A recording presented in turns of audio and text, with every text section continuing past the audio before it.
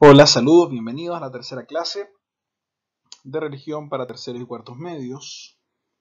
El título de esta clase es El siervo de Jehová, de la serie sobre la vida de nuestro Señor Jesucristo. El texto para memorizar en esta guía dice así: porque el Hijo del Hombre no vino para ser servido, sino para servir y para dar su vida en rescate por muchos. El propósito de la venida de Jesús se resume en servicio. Y la mayor expresión de servicio fue el dar su vida en rescate por muchos. El bosquejo de la clase son 4 puntos, cada uno de ellos. Luego, como ya sabes, vas a tener que colocarlos en un informe final con un par de líneas comentando sobre de qué hablamos sobre cada una de esas partes. Introducción.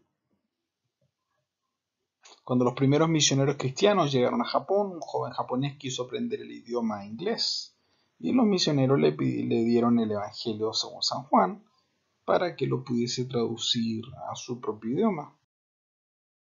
Al poco tiempo el joven se puso muy intranquilo y por fin preguntó: ¿quién es ese hombre del cual he estado leyendo? Recuerda usted que el Evangelio según San Juan es una biografía de Jesús.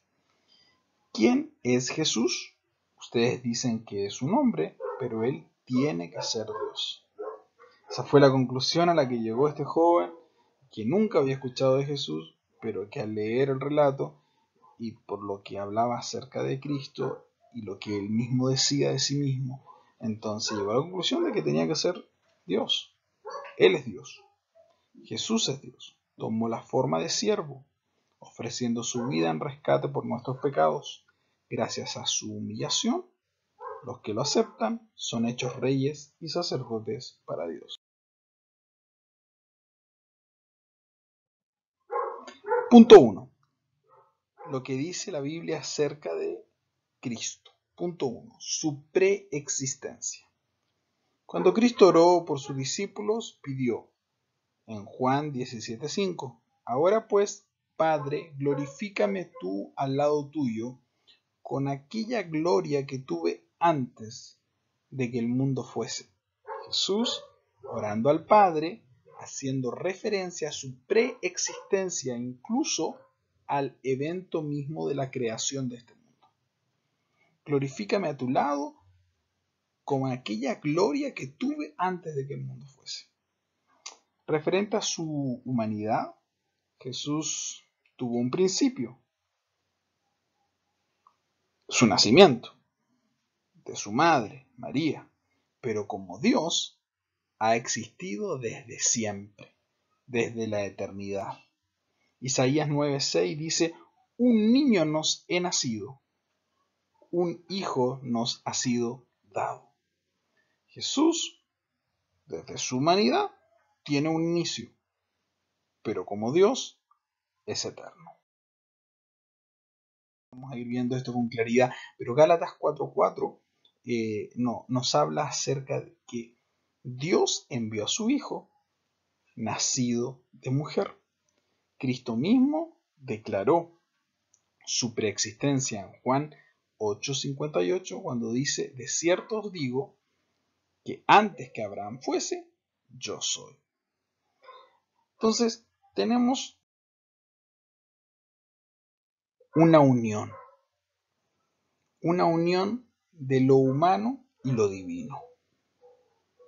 En el principio era el Verbo, y el Verbo era con Dios, y el Verbo era Dios. Estas palabras son las palabras del Evangelio según San Juan, que hacen referencia a Jesús y a su preexistencia. Ahora yo tengo que hacer una aclaración para ser totalmente honesto con ustedes.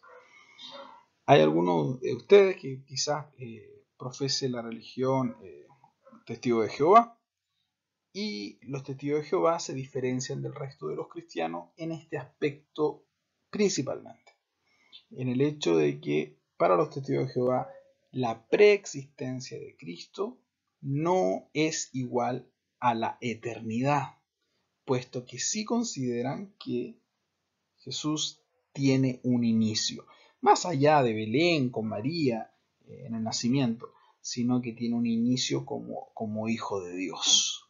No es eterno, sino que tendría un punto de partida. Si tú perteneces a esta tradición religiosa, siéntete libre de expresar al finalizar en la actividad tu creencia.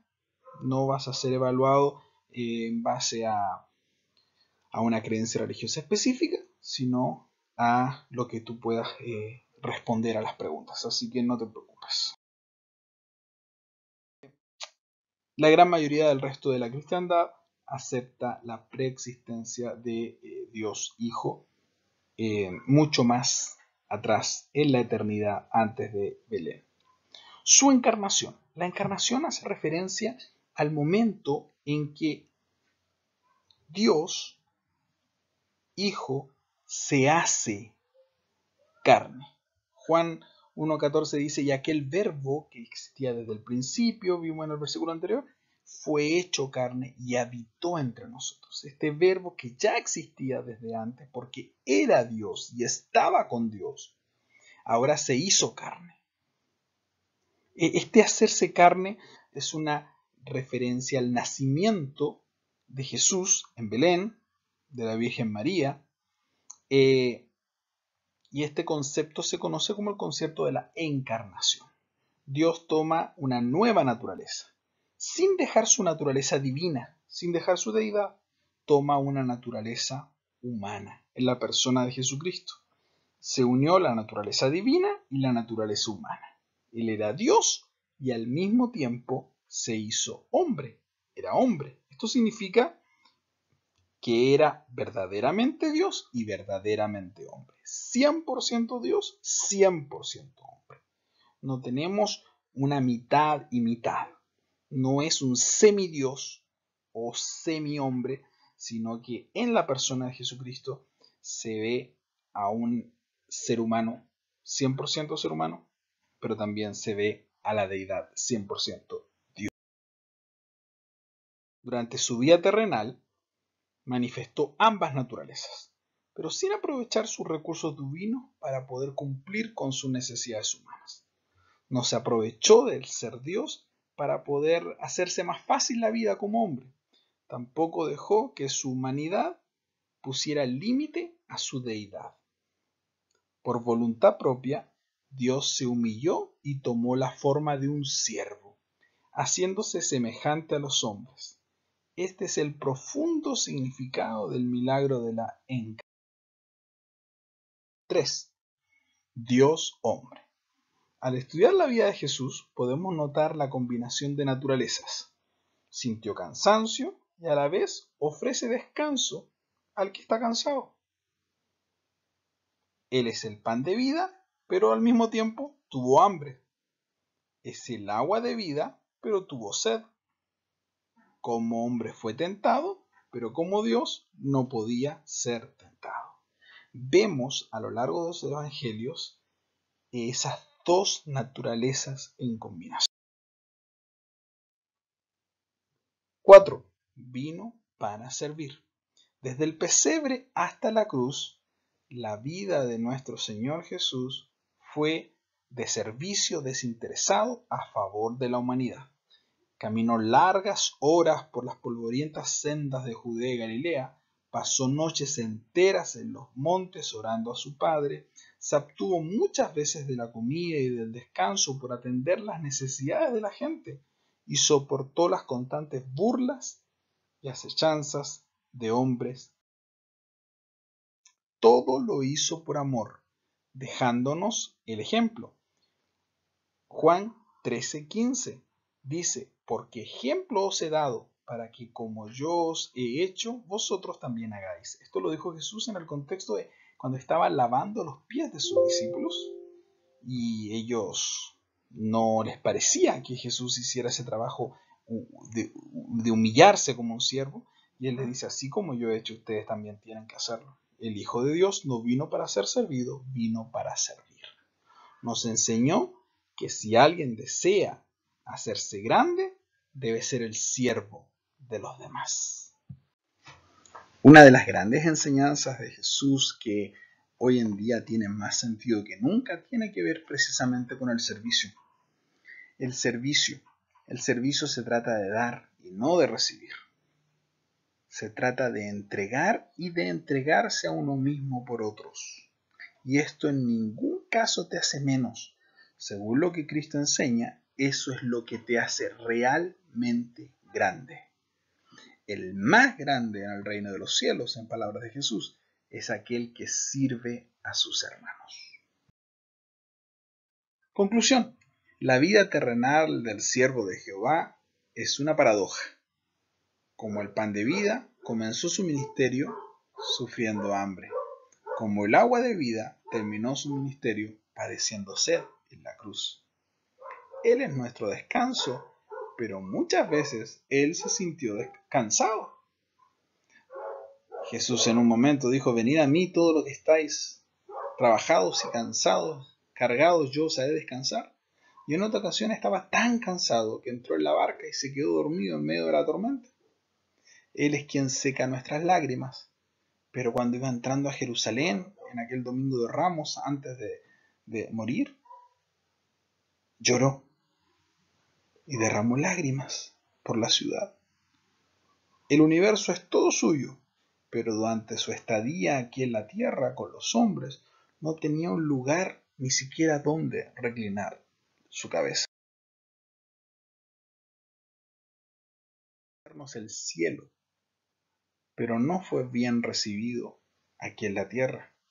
Gracias a su disposición de ser siervo, un día nosotros seremos recibidos en gloria. Mateo 25:21 dice: bien, buen siervo fiel. Sobre poco has sido fiel, sobre mucho te pondré. Entra en el gozo de tu Señor.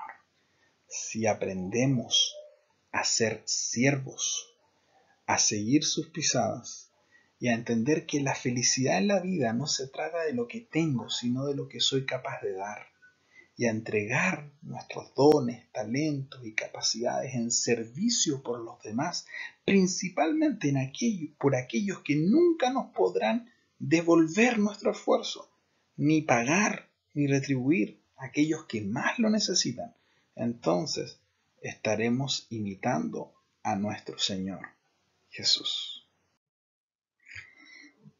Quiero contarte cómo tienes que hacer el informe para la evaluación de esta guía.